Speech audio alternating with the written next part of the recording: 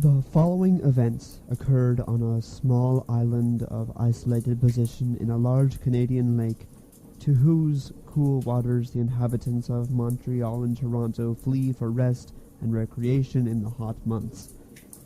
It is only to be regretted that events of such peculiar interest to the genuine student of the psychical should be entirely uncorroborated.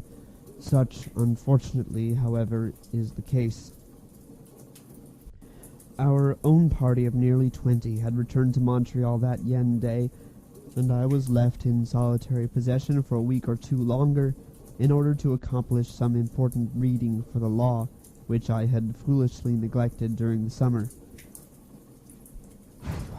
It was late in September, and the big trout and maskinonge were stirring themselves in the depths of the lake, and beginning slowly to move up to the surface waters as the north winds and early frosts lowered their temperature.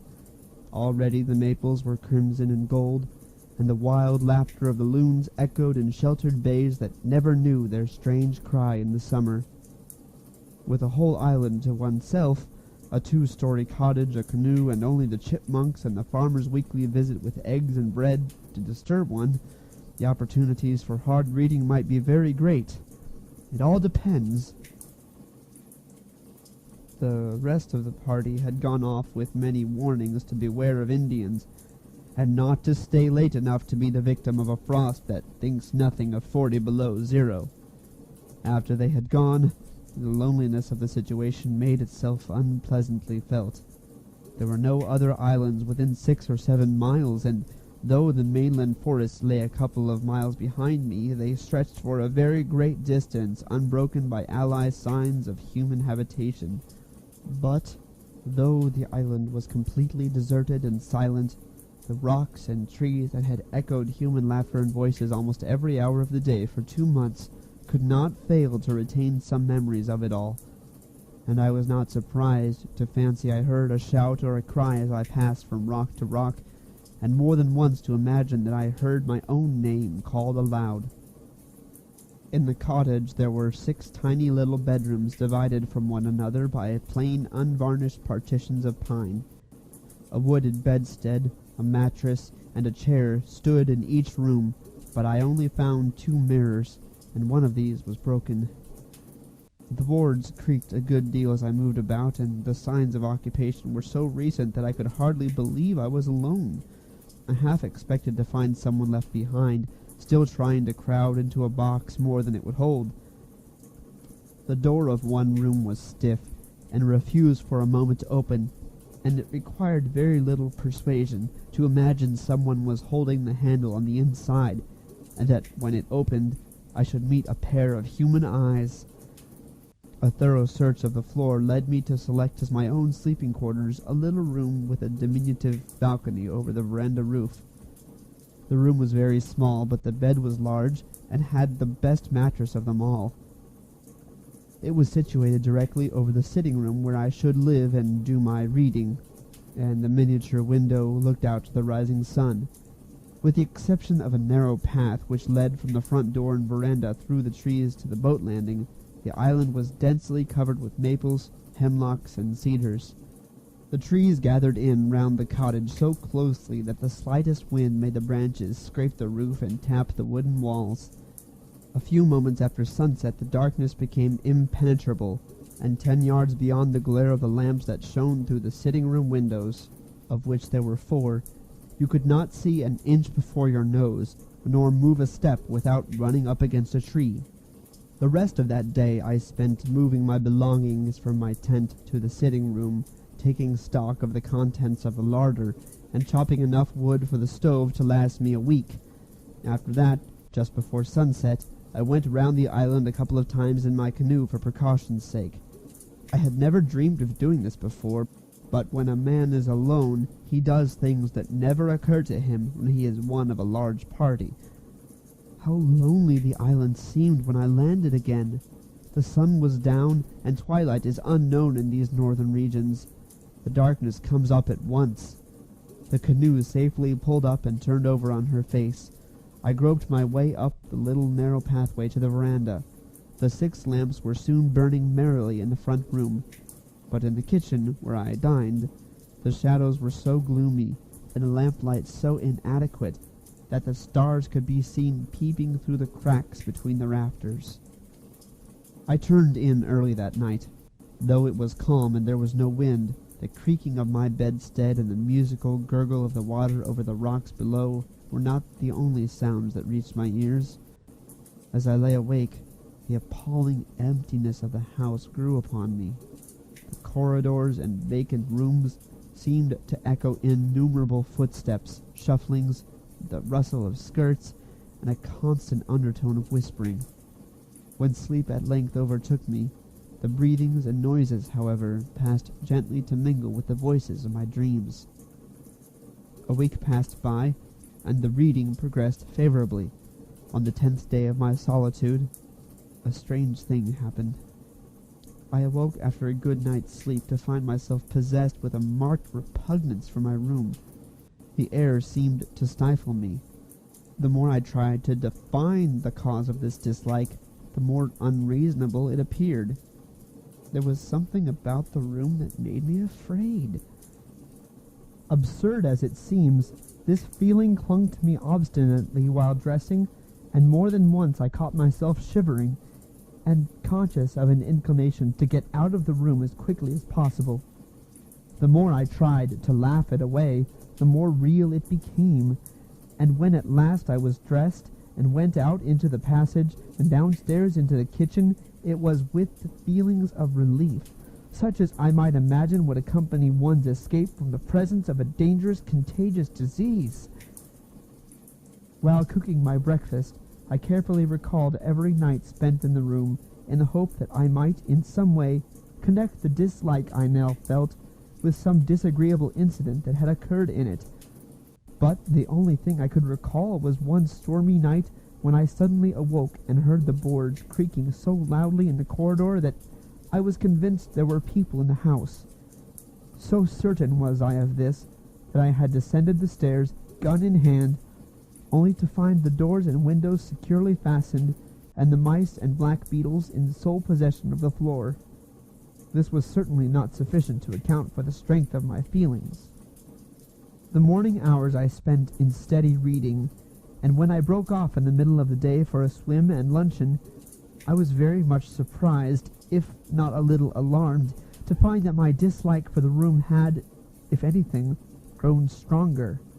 Going upstairs to get a book, I experienced the most marked aversion to entering the room, and while within, I was conscious all the time of an uncomfortable feeling that was half uneasiness and half apprehension. The result of it was that, instead of reading, I spent the afternoon on the water paddling and fishing, and when I got home about sundown, brought with me half a dozen delicious black bass for the supper table and the larder. As sleep was an important matter to me at this time, I had decided that if my aversion to the room was so strongly marked on my return as it had been before, I would move my bed down into the sitting room and sleep there. This was, I argued, in no sense a concession to an absurd and fanciful fear, but simply a precaution to ensure a good night's sleep. A bad night involved the loss of the next day's reading, a loss I was not prepared to incur.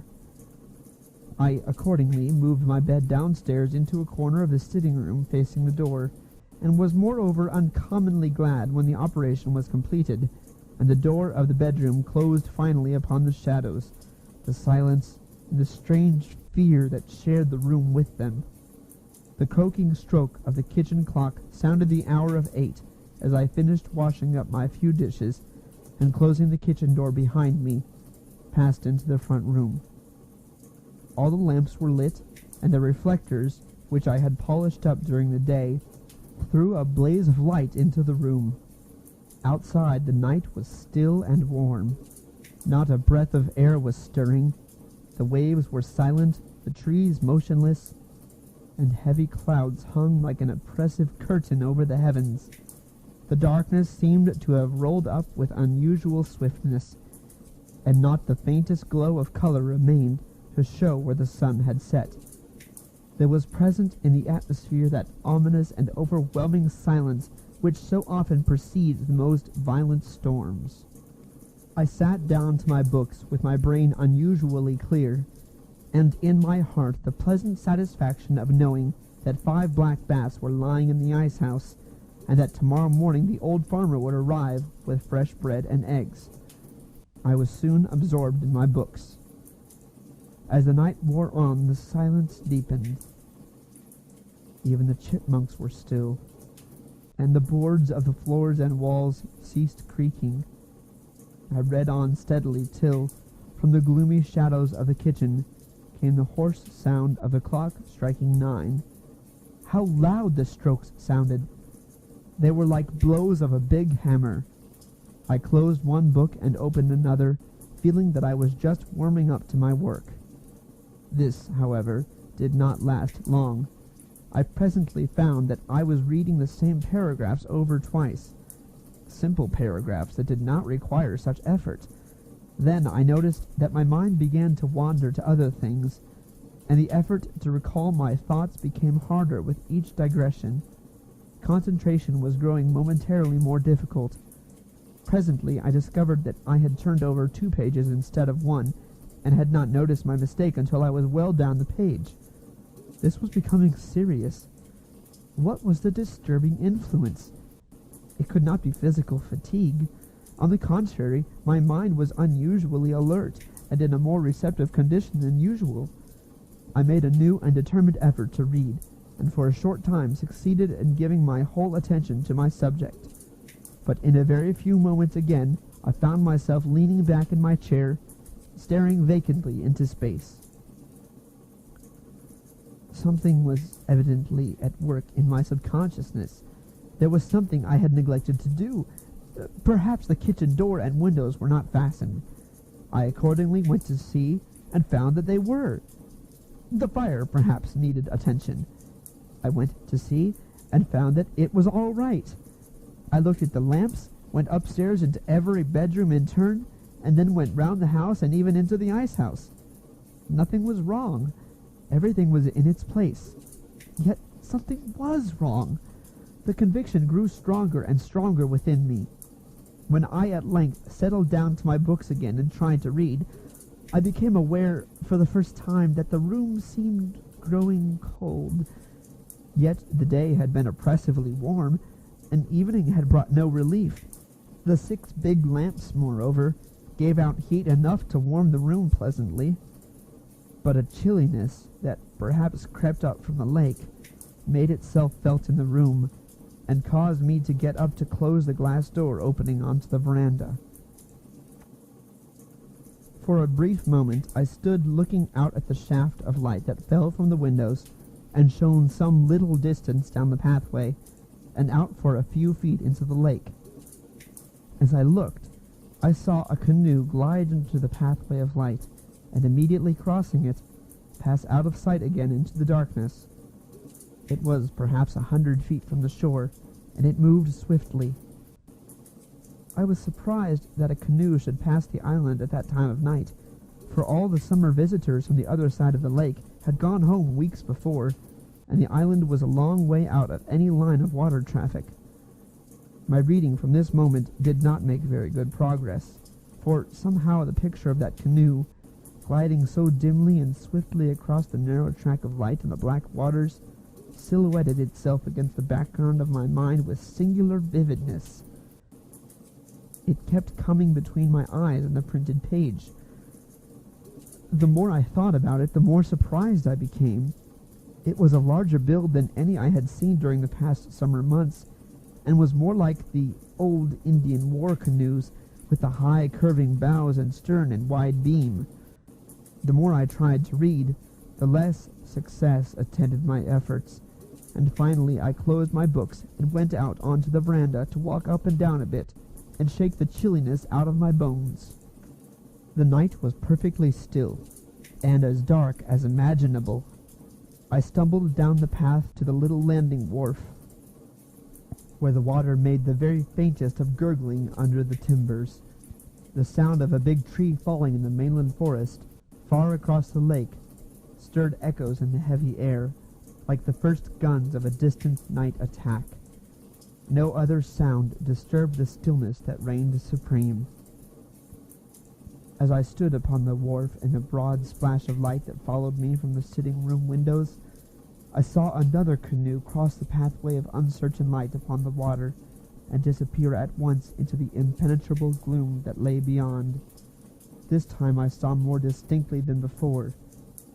It was like the former canoe, a big birch bark with high crested bows and stern and broad beam. It was paddled by 2 Indians, of whom the one in the stern, the steerer, appeared to be a very large man. I could see this very plainly, and though the second canoe was much nearer the island than the first, I judged that they were both on their way home to the government reservation, which was situated some 15 miles away upon the mainland. I was wondering in my mind what could possibly bring any Indians down to this part of the lake at such an hour of the night, when a third canoe, of precisely similar build, and also occupied by 2 Indians, passed silently round the end of the wharf. This time the canoe was very much nearer shore, and it suddenly flashed into my mind that the 3 canoes were in reality one and the same, and that only one canoe was circling the island. This was by no means a pleasant reflection, because if it were the correct solution of the unusual appearance of the 3 canoes in this lonely part of the lake at so late an hour, the purpose of the 2 men could only reasonably be considered to be in some way connected with myself. I had never known of the Indians attempting any violence upon the settlers who shared the wild, inhospitable country with them. At the same time, it was not beyond the region of possibility to suppose, but then I did not care even to think of such hideous possibilities, and my imagination immediately sought relief in all manner of other solutions to the problem, which indeed came readily enough to my mind, but did not succeed in recommending themselves to my reason. Meanwhile, by a sort of instinct, I stepped back out of the bright light in which I had hitherto been standing, and waited in the deep shadow of a rock to see if the canoe would again make its appearance. Here I could see, without being seen, and the precaution seemed a wise one. After less than 5 minutes, the canoe, as I had anticipated, made its 4th appearance. This time it was not 20 yards from the wharf, and I saw that the Indians meant to land. I recognized the 2 men as those who had passed before, and the steerer was certainly an immense fellow. It was unquestionably the same canoe. There could be no longer any doubt that for some purpose of their own, the men had been going round and round the island for some time, waiting for an opportunity to land. I strained my eyes to follow them in the darkness, but the night had completely swallowed them up, and not even the faintest swish of the paddles reached my ears as the Indians plied their long and powerful strokes. The canoe would be round again in a few moments, and this time it was possible that the men might land. It was well to be prepared. I knew nothing of their intentions, and 2 to 1, when the 2 are big Indians, late at night on a lonely island, was not exactly my idea of a pleasant intercourse. In a corner of the sitting room, leaning up against the back wall, stood my Marlin rifle, with 10 cartridges in the magazine, and 1 lying snugly in the greased breech. There was just time to get up to the house and take up a position of defense in that corner. Without an instant's hesitation, I ran up to the veranda, carefully picking my way among the trees, so as to avoid being seen in the light. Entering the room, I shut the door leading to the veranda, and as quickly as possible turned out every one of the 6 lamps. To be in a room so brilliantly lighted, where my every movement could be observed from outside, while I could see nothing but impenetrable darkness at every window, was by all laws of warfare an unnecessary concession to the enemy. And this enemy, if enemy it was to be, was far too wily and dangerous to be granted any such advantages. I stood in the corner of the room, with my back against the wall, and my hand on the cold rifle barrel. The table, covered with my books, lay between me and the door, but for the first few minutes after the lights were out, The darkness was so intense that nothing could be discerned at all.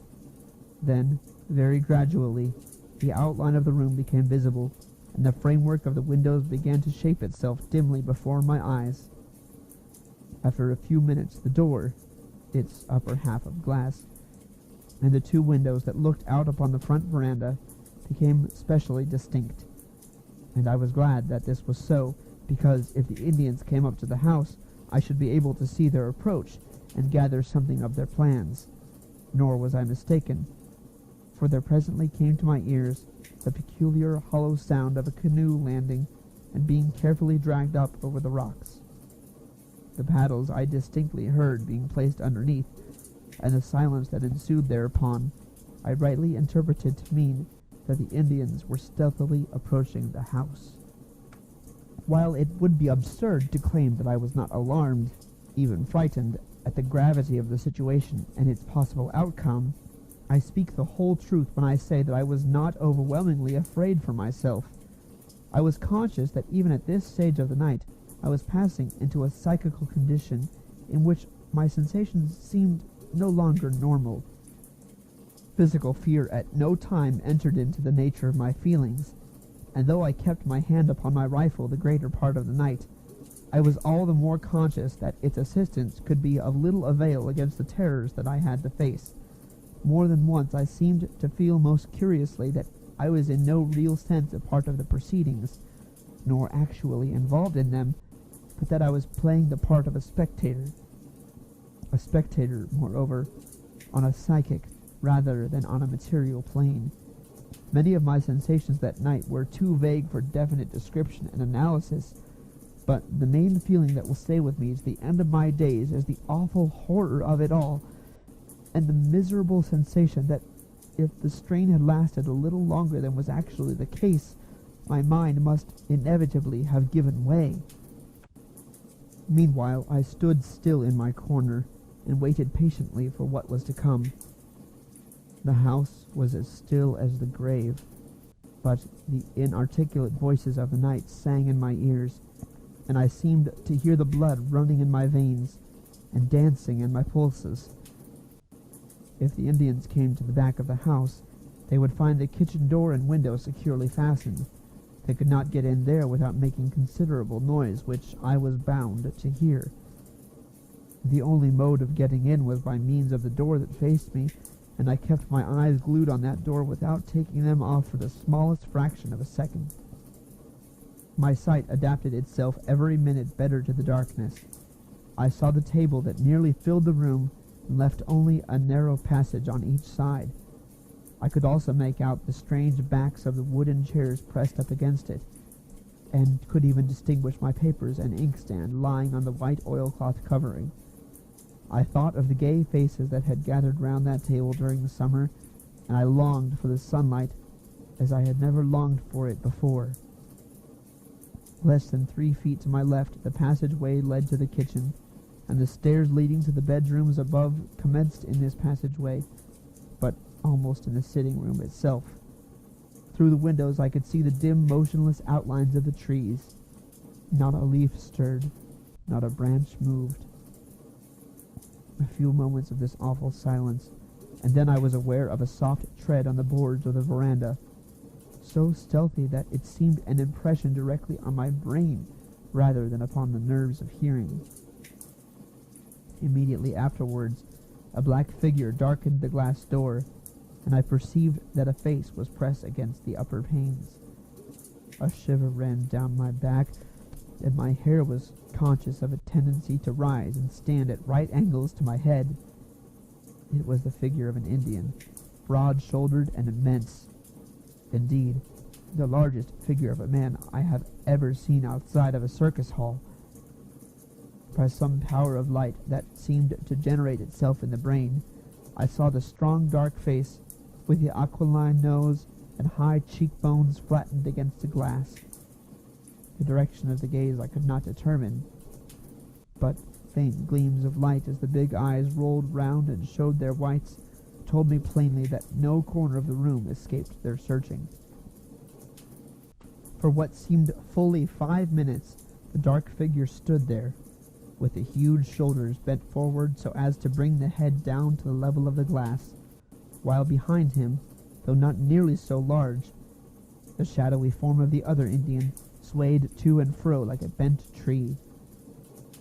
While I waited in an agony of suspense and agitation for the next movement, little currents of icy sensation ran up and down my spine, and my heart seemed alternately to stop beating and then start off again with terrifying rapidity.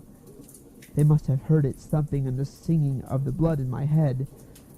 Moreover, I was conscious, as I felt a cold stream of perspiration trickle down my face, of a desire to scream, to shout, to bang the walls like a child, to make a noise, or do anything that would relieve the suspense and bring things to a speedy climax. It was probably this inclination that led me to another discovery, for when I tried to bring my rifle from behind my back to raise it and have it pointed at the door ready to fire, I found that I was powerless to move. The muscles, paralyzed by this strange fear, refused to obey the will. Here, indeed, was a terrifying complication. There was a faint sound of rattling at the brass knob, and the door was pushed open a couple of inches. A pause of a few seconds, and it was pushed open still further. Without a sound of footsteps that was appreciable to my ears, the two figures glided into the room, and the man behind gently closed the door after him. They were alone with me between the four walls. Could they see me standing there, so still and straight in my corner? Had they, perhaps, already seen me? My blood surged and sang like the roll of drums in an orchestra, and though I did my best to suppress my breathing, it sounded like the rushing of wind through a pneumatic tube. My suspense as to the next move was soon at an end, only, however, to give place to a new and keener alarm. The men had hitherto exchanged no words and no signs, but there were general indications of a movement across the room, and whichever way they went, they would have to pass round the table. If they came my way, they would have to pass within 6 inches of my person. While I was considering this very disagreeable possibility, I perceived that the smaller Indian, smaller by comparison, suddenly raised his arm and pointed to the ceiling. The other fellow raised his head and followed the direction of his companion's arm. I began to understand at last. They were going upstairs, and the room directly overhead to which they pointed had been, until this night, my bedroom. It was the room in which I had experienced that very morning so strange a sensation of fear, and but for which I should then have been lying asleep in the narrow bed against the window. The Indians then began to move silently around the room. They were going upstairs, and they were coming round my side of the table. So stealthy were their movements that, but for the abnormally sensitive state of the nerves, I should never have heard them. As it was, their cat-like tread was distinctly audible. Like two monstrous black cats, they came round the table toward me, and for the first time I perceived that the smaller of the two dragged something along the floor behind him. As it trailed along over the floor with a soft, sweeping sound, I somehow got the impression that it was a large dead thing with outstretched wings, or a large, spreading cedar branch. Whatever it was, I was unable to see it even in outline, and I was too terrified, even had I possessed the power over my muscles, to move my neck forward in the effort to determine its nature. Nearer and nearer they came. The leader rested a giant hand upon the table as he moved. My lips were glued together, and the air seemed to burn in my nostrils. I tried to close my eyes, so that I might not see as they passed me, but my eyelids had stiffened and refused to obey. Would they never get by me? Sensation seemed almost to have left my legs, and it was as if I were standing on mere supports of wood or stone. Worse still, I was conscious that I was losing the power of balance, the power to stand upright, or even to lean backwards against the wall.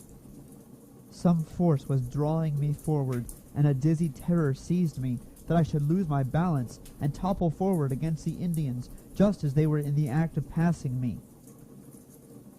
Even moments drawn out into hours must come to an end sometime, and almost before I knew it, the figures had passed me and had their feet upon the lower step of the stairs leading to the upper bedrooms.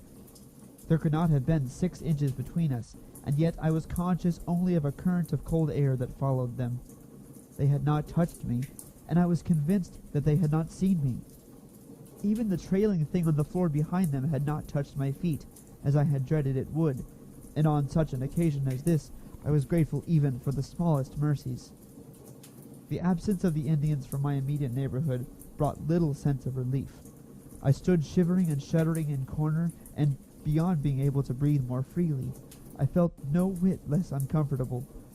Also, I was aware that a certain light, which, without apparent source or rays, had enabled me to follow their every gesture and movement, had gone out of the room with their departure. An unnatural darkness now filled the room and pervaded its every corner, so that I could barely make out the positions of the windows and the glass doors. As I said before, my condition was evidently an abnormal one. The capacity for feeling surprise seemed, as in dreams, to be wholly absent. My senses recorded with unusual accuracy every smallest occurrence, but I was able to draw only the simplest deductions. The Indians soon reached the top of the stairs, and there they halted for a moment. I had not the faintest clue as to their next movement. They appeared to hesitate. They were listening attentively. Then I heard one of them, who, by the weight of his soft tread, must have been the giant, cross the narrow corridor and enter the room directly overhead, my own little bedroom. But for the insistence of that unaccountable dread I had experienced there in the morning, I should at that very moment have been lying in the bed with the big Indian in the room standing beside me. For the space of 100 seconds there was silence, such as might have existed before the birth of sound. It was followed by a long quivering shriek of terror, which rang out into the night and ended in a short gulp before it had run its full course. At the same moment, the other Indian left his place at the head of the stairs and joined his companion in the bedroom. I heard the thing trailing behind him along the floor.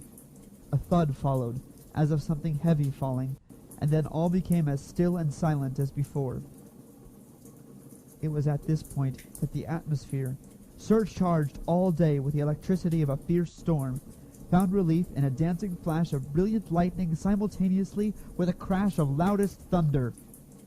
For 5 seconds every article in the room was visible to me with amazing distinctness, and through the windows I saw the tree trunks standing in solemn rows. The thunder pealed and echoed across the lake and among the distant islands, and the floodgates of heaven then opened and let out their rain in streaming torrents. The drops fell with a swift rushing sound upon the still waters of the lake, which leaped up to meet them, and pattered with a rattle of shot on the leaves of the maples and the roof of the cottage. A moment later, and another flash, even more brilliant and of longer duration than the first, lit up the sky from zenith to horizon, and bathed the room momentarily in dazzling whiteness. I could see the rain glistening on the leaves and branches outside. The wind rose suddenly, and in less than a minute, the storm that had been gathering all day burst forth in its full fury. Above all the noisy voices of the elements, the slightest sounds in the room overhead made themselves heard, and in the few seconds of deep silence that followed the shriek of terror and pain, I was aware that the movements had commenced again. The men were leaving the room and approaching the top of the stairs. A short pause, and they began to descend. Behind them, tumbling from step to step, I could hear that trailing thing being dragged along. It had become ponderous.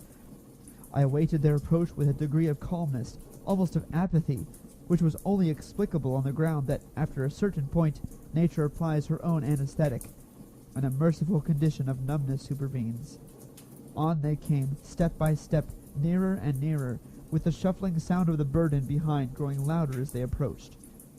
They were already halfway down the stairs when I was galvanized afresh into a condition of terror by the consideration of a new and horrible possibility.